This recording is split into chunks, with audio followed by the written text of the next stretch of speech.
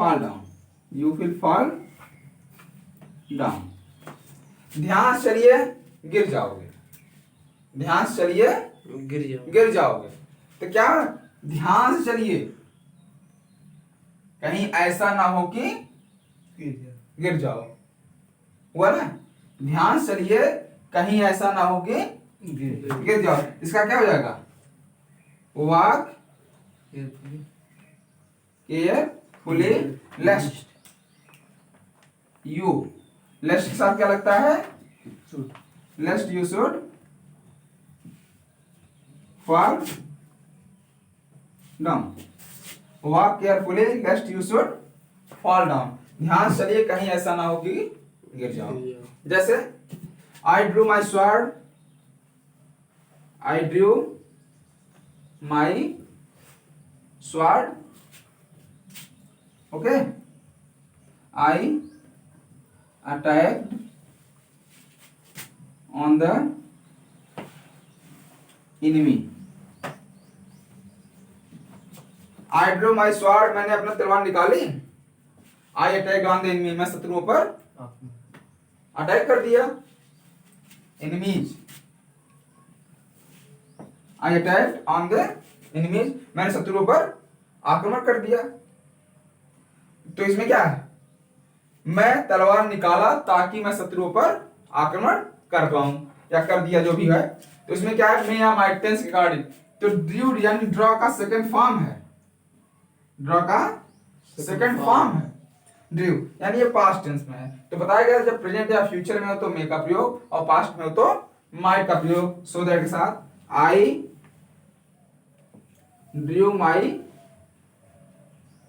Sword so that I might attack on the enemies, I drew my sword so that I might attack on the enemies। मैंने तलवार निकाली ताकि मैं शत्रुओं पर आक्रमण कर सकूं।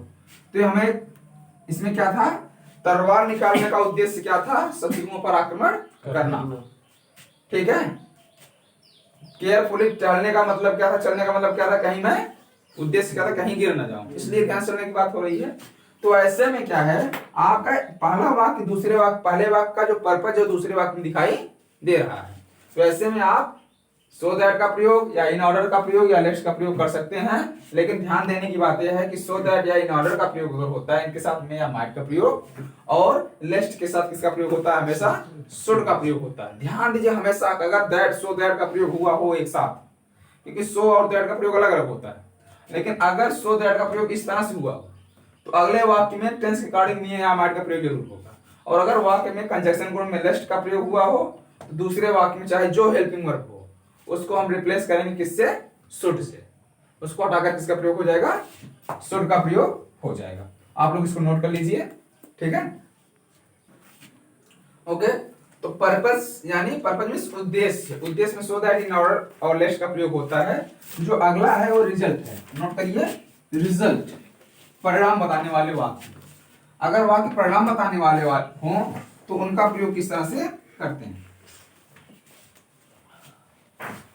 जैसे देखिए रिजल्ट, रिजल्ट मीन्स परिणाम।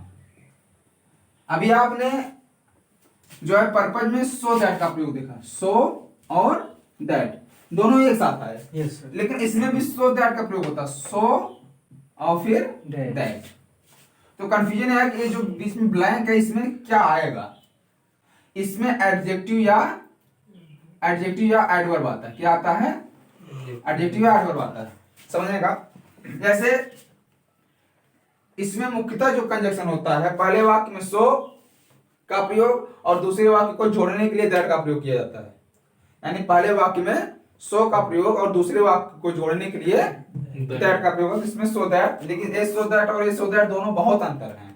वो ताकि का सेंस देता है जो हमारा पर्पज बताता है, और यह परिणाम बताता है। जैसे he is very poor, he is very poor, he cannot by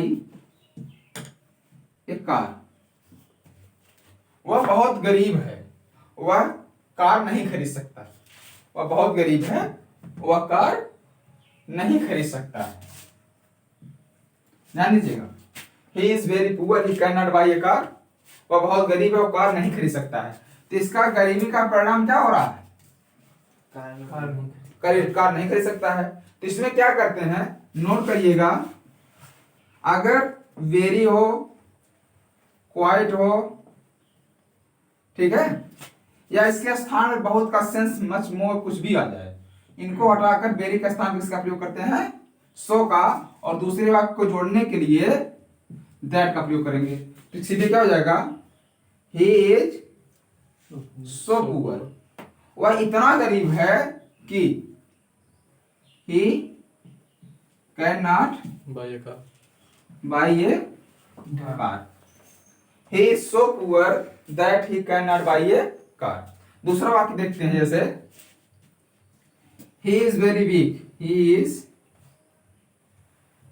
very weak, he cannot walk properly, he cannot walk properly, he is very weak, he cannot walk properly। वह बहुत कमजोर है, वह ठीक से टहल नहीं सकता। तो कमजोरी का परिणाम क्या आ रहा है? जो कमजोरी है उसका परिणाम क्या हो रहा है? ठीक से नहीं चल पा रहा है। तो यहाँ पे क्या हो जाएगा, he is so weak। इसका मतलब क्या हुआ, इतना कमजोर है कि he cannot walk properly। cannot walk properly। he cannot walk properly। Clear हुआ? यस। वह इतना कमजोर है कि वह ठीक से टहल नहीं सकता। नोट कर लीजिए। ओके स्टूडेंट, तो ए रिजल्ट। अब अगला जो टॉपिक आपका है मैनर है। क्या है? मैनर। मैनर मीन्स होता है ढंग या तरीका। मैनर क्या होता है? ढंग या तरीका। ढंग या तरीका। तरीका, बड़ी मात्रा, तरीका। इसमें एज,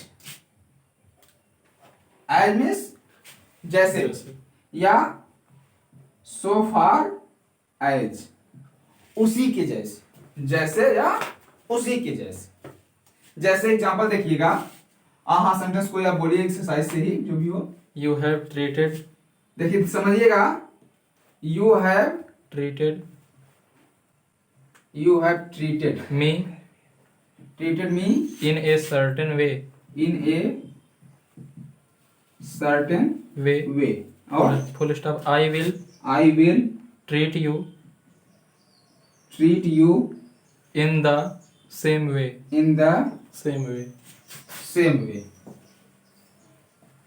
ध्यान दीजिएगा, मैनर क्या है? जैसे होता नहीं है कि मैं भी तुमसे उसी तरह से बात करूंगा जिस तरह से तुमने मुझसे बात की थी।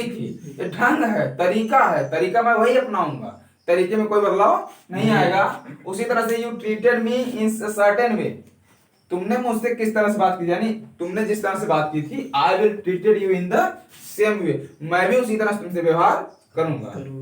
तो क्या हो जाएगा, मैं भी तुमसे उस तरह से व्यवहार करूंगा। I will treat you, I will treat you as you have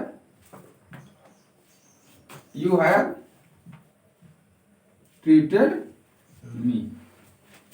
यहां पे आज का प्रयोग हुआ ना, I will treat you as you have treated me। मैं तुमसे उसी तरह से व्यवहार करूंगा जैसे तुमने मेरे साथ किया। ये ढंग है। तो यहां पे ध्यान दीजिएगा कि एडवर्ब क्लास में टोटल हमें 9 पार्ट पढ़ने पड़े।